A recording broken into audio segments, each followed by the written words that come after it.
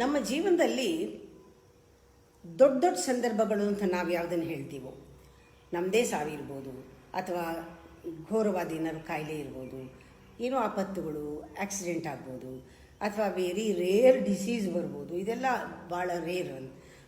ಆವಾಗ ಜೀವನದಲ್ಲಿ ಒಬ್ಬರಿಗೆ ಒಂದು 4 ಸತಿ ಅಂಥ ಸಿಚುಯೇಷನ್ ಎದುರಿಸೋದು ಬರುತ್ತಾ, 2 ಸತಿ 3 ಸತಿ ಬರ್ಬೋದು ಅಷ್ಟೆ. ನಮ್ಮ ಜೀವನದಲ್ಲಿ ನಾವು ಚಿಕ್ಕ ವಿಚಾರಗಳು, ಬೆಳಗ್ಗೆ ಎದ್ದರೆ ನಮ್ಮ ಸಂಸಾರದಲ್ಲಿ, ವ್ಯವಹಾರದಲ್ಲಿ, ವ್ಯಾಪಾರದಲ್ಲಿ, ನಮ್ಮ ಬಂಧುಗಳಲ್ಲಿ, ಬಾಂಧವರಲ್ಲಿ, ಫ್ರೆಂಡ್ಸ್ನಲ್ಲಿ ಮಾತಾಡುವಾಗ ನಾವು ನಮ್ಮ ಇಂಟೆನ್ಷನ್ನು, ನಮ್ಮ ಥಾಟು, ನಾವು ಯಾವ ರೀತಿ ವ್ಯವಹಾರ ಮಾಡ್ತೀವಿ, ಇದು ಬಹಳ ಮುಖ್ಯ ಆಗುತ್ತೆ ನಮ್ಮ ಸಂಸ್ಕಾರಕ್ಕೆ. ಯಾವಾಗಲೂ ಒಂದು ಸಿಚುಯೇಷನ್ ನಡೆಯುತ್ತೆ, ಅದಕ್ಕೆ ನಾನು ಸ್ಟ್ರಾಂಗಾಗಿ ಫೇಸ್ ಮಾಡಬೇಕು ಅಂತ ಎನರ್ಜಿನೆಲ್ಲ ಅಕ್ಯುಮ್ಯುಲೇಟ್ ಮಾಡ್ಕೊಂಡು ಕಾಯಬೇಕಾಗಿಲ್ಲ. ಪ್ರತಿ ಕ್ಷಣವೂ ಕೂಡ, ಪ್ರತಿ ಯೋಚನೆಯೂ ಕೂಡ ನಿಮ್ಮ ಸಂಸ್ಕಾರವನ್ನು ಬೆಳೆಸುತ್ತೆ. ಆದರೆ ಯೂಶಲಿ ಮನುಷ್ಯ ಏನು ಮಾಡ್ತಾನೆ, ಅವನ ಭವಿಷ್ಯದಲ್ಲಿ ಏನಾಗಬಹುದೋ ಏನೋ, ನಾಳೆ ಏನಾಗ್ಬಿಡುತ್ತೋ ಏನೋ, ಏನು ಕಾಯಿಲೆ ಬಂದ್ಬಿಡುತ್ತೋ ಏನೋ, ಮಕ್ಕಳು ಹೇಗಾಗ್ಬಿಡ್ತಾರೋ ಏನೋ, ನಮ್ಗೆ ಯಾರು ಸತ್ತೋಗ್ತಾರೋ ಏನೋ, ಈ ಥರದ್ದೇ ಆಲೋಚನೆ.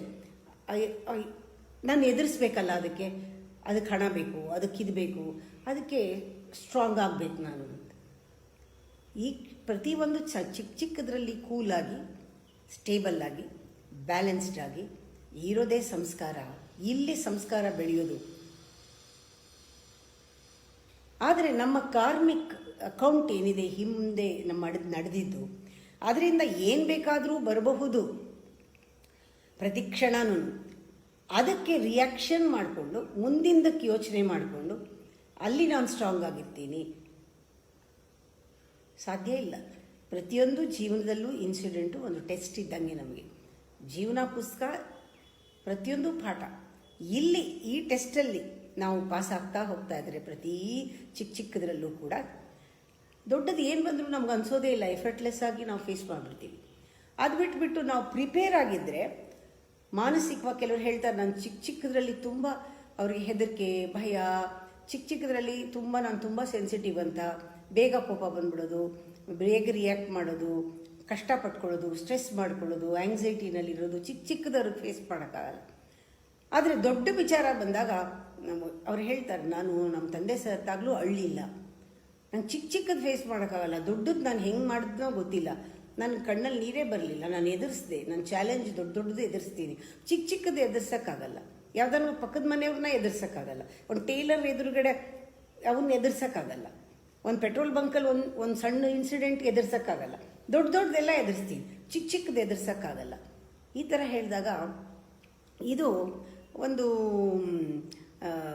ಕಲಿಯುಗದ ಒಂದು ಚಿಹ್ನೆ. ಇದು ಕಲಿಯುಗದಲ್ಲಿ ಹಾಗೇನೇನೆ, ಕಲಿಯುಗದ ಒಂದು ಅಕೌಂಟ್ ಏನಿದೆ, ಕಲಿಯುಗದ ಒಂದು ದ್ವಾರ ಓಪನ್ ಆಗಿದ್ದರೆ, ನಾವು ಕಲಿಯುಗದಲ್ಲಿ ಇದ್ದರೆ ಈ ಥರನೇ ಭಯ ಇರುತ್ತೆ. ನಮ್ಮ ಅಹಂಕಾರ ಏನು ಮಾಡುತ್ತೆ, ಎಲ್ಲ ಎನರ್ಜಿನ ಕೂಡ ಹಾಕೊಳ್ತಾ ಇರುತ್ತೆ. ಆ ಥರ ದೊಡ್ಡ ಸಿಚುಯೇಷನ್ ಬರಲಿ ಅಂತ ಚಾಲೆಂಜ್, ಅಹಂಕಾರಕ್ಕೆ ಚಾಲೆಂಜ್ ಬೇಕು, ಕಷ್ಟದ ಬೇಕು, ಕಾಂಪ್ಲಿಕೇಟೆಡ್ ಬೇಕು. ಆವಾಗ ಫೇಸ್ ಮಾಡಿಬಿಟ್ಟು ಎಲ್ಲವನ್ನು ಕೂಡ ಸಪ್ರೆಸ್ ಮಾಡಿಬಿಡುತ್ತೆ. ಅದೆಲ್ಲ ಕರ್ಮವಾಗಿ ಮುಂದಿನ ಜನ್ಮಕ್ಕೆ ಅದನ್ನು ತೆಗೆದುಕೊಂಡು ಹೋಗ್ತೀವಿ, ನಾವು ಕಾರ್ಮಿಕ್ ಅಕೌಂಟ್ಗೆ ಬರುತ್ತೆ. ಈ ರೀತಿ ಕಲಿಯುಗ ಮುಗಿಯೋದೇ ಇಲ್ಲ ನಮಗೆ. ಕಲಿಯುಗದಲ್ಲಿ ನಾವೊಂದು ಭಾಗವಾಗಿ ಇದ್ಬಿಡ್ತೀವಿ ಯಾವಾಗಲೂ ಕೂಡ. ನಾವು ಚಿಕ್ಕ ಟೆಸ್ಟನ್ನು ಪಾಸ್ ಆಗ್ತಿದ್ರೆ ಸಾಕು. ಅದು ಸಂಸ್ಕಾರ ಕೊಡೋದು. ದೊಡ್ಡದು ಕೊಡಬೇಕಾಗಿಲ್ಲ, ಸಂಸ್ಕಾರ ಕೊಡೋಕ್ಕೆ ಸಾಧ್ಯ ಇಲ್ಲ. ಅಂದರೆ ನಮ್ಮ ಆತ್ಮದ ಮೇಲೆ ಯಾವಾಗಲೂ ಕೂಡ ಒಂದು ಸತ್ಯಯುಗದ ಒಂದು ಕ್ವಾಲಿಟಿ ಏನಿದೆ ಅದು ಇದೆ. ಆ ಪೊಟೆನ್ಷಿಯಲ್ ಇದೆ ನಮಗೆ.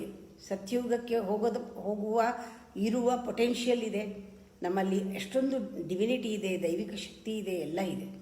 ಆದರೆ ಅದು ನಾವು ಬಳಸದೆ, ಅದನ್ನು ಉಪಯೋಗಿಸದೆ ಅದು ಕೆಲಸ ಮಾಡ್ತಾ ಇಲ್ಲ.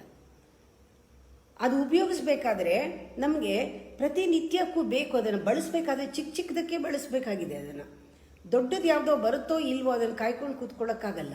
ಅಲ್ಲಿ ಸಂಸ್ಕಾರ ಆಗಲ್ಲ.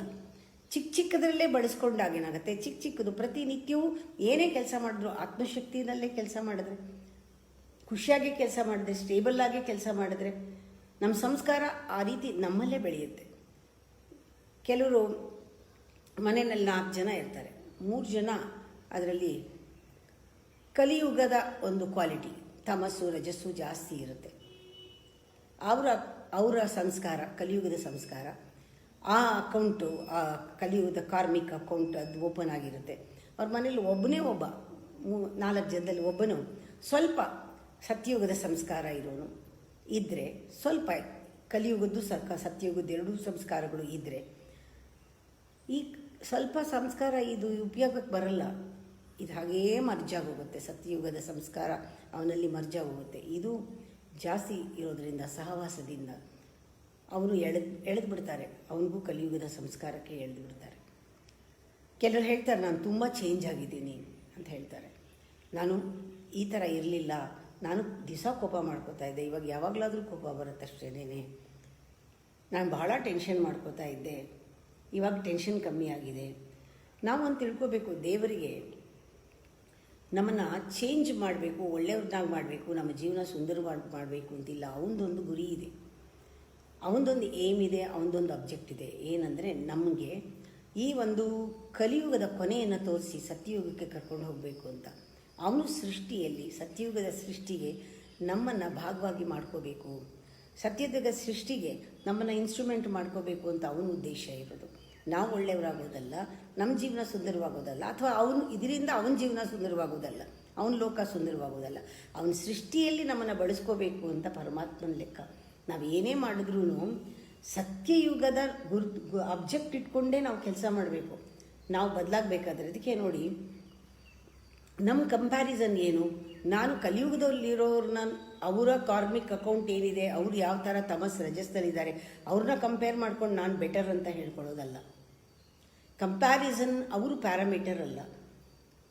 ಅದಕ್ಕೆ ನಾವು ಎದುರುಗಡೆ ಯಾರನ್ನ ಇಟ್ಕೊಳ್ತೀವಿ? ಕೃಷ್ಣನ ಫೋಟೋ ಇಟ್ಕೊಳ್ತೀವಿ, ಗುರುಗಳ ಫೋಟೋ ಇಟ್ಕೊಳ್ತೀವಿ. ಯಾಕೆ ಮಹನೀಯರ ಫೋಟೋ ಇಟ್ಕೊಳ್ಳೋದು? ನಮ್ಮ ಕಂಪ್ಯಾರಿಸನ್ ಏನಾಗಬೇಕು, ನಾವು ಏನಾಗಬೇಕು ಅಂತ ಇದ್ದೀವಿ, ಅಷ್ಟು ದೊಡ್ಡ ಶಕ್ತಿ ನಮ್ಮಲ್ಲಿ ಬರಬೇಕಾದ್ರೆ, ಅಷ್ಟು ಸಂಸ್ಕಾರವಾಗಬೇಕಾದ್ರೆ ನಮಗೆ, ನಾನು ಅವತ್ತು ಕೋಪ ಮಾಡ್ಕೊಳ್ತಾ ಇದ್ದೆ, ಇವಾಗ ಕೋಪ ಮಾಡ್ಕೊಳ್ತಾ ಇಲ್ಲ, ಈಗ ನನಗೆ ಕಂಪ್ಯಾರಿಸನ್ ಅಲ್ಲ, ನನಗೂ ಪರಮಾತ್ಮನಿಗೂ, ನನಗೂ ಕೃಷ್ಣನಿಗೂ, ನನಗೂ ಗುರುವಿಗೂ ಕಂಪ್ಯಾರಿಸನ್. ಆ ಥರ ನಾನು ಇರಬೇಕು ಅನ್ನೋ ಕಂಪ್ಯಾರಿಸನ್ ಬಂದಾಗ ನಮ್ಮ ಪೊಟೆನ್ಷಿಯಲ್ ಹೊರಗಡೆ ಬರೋಕ್ಕೆ ಸಾಧ್ಯ. ಅದಕ್ಕೆ ನಾವು ಪರಮಾತ್ಮನ ಆಬ್ಜೆಕ್ಟ್ ಏನು, ಅವನ ಗುರಿ ಏನು? ನಮಗೆ ಸತ್ಯಯುಗನ ಪ್ರವೇಶ ಮಾಡಿಸೋದು, ಕಲಿಯುಗನ ಕೊನೆ ಮಾಡಿ ಅದನ್ನು ತೋರಿಸೋದು, ಅದು ಅವನ ಉದ್ದೇಶ. ನಾವು ಅದಕ್ಕಾಗಿ ಸಪೋರ್ಟ್ ಮಾಡ್ತಾ ಹೋಗಬೇಕು.